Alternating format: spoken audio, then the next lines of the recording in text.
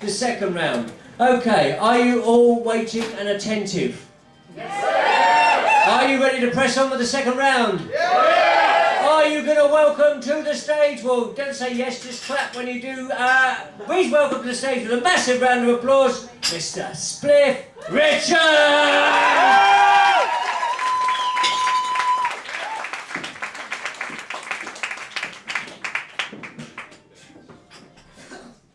Here comes the straight one. I have to convince you people that I'm not just about knob gags.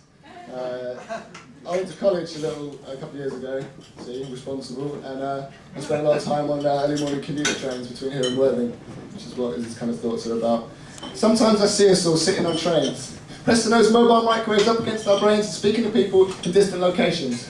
And I try to remember, did we ever have conversations with people sitting next to us? And have we always thought, or were we taught that someone we don't know is a threat to us, but then I have to shrug and think, what can I expect of this? When the society we're bred on is one that's fed on fear and suspicion. Just take a look at any edition of the Daily Mail or the Sun and pretty soon you won't trust anyone. Because there's paedophiles coming for your daughters and sons, and there's Polish people coming for your jobs, and any kid with a hood is up to no good because they're all drug-taking, knife-wielding yobs, and there's Muslim people coming to kill you, and that spliff you smoking ain't going to chill you, it's going to send you insane. Because 7 years later, reefer madness is rolling back around again.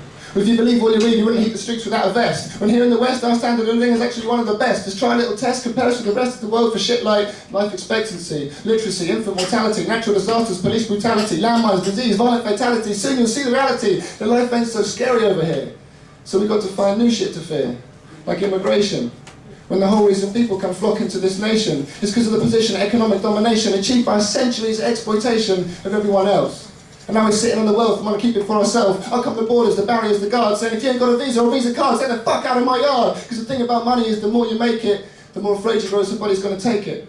That's why the richest country in the world starts most of the wars. And everybody knows the score, it's what it is they're fighting for. It's not to keep the free world free, it's to keep the poor world poor.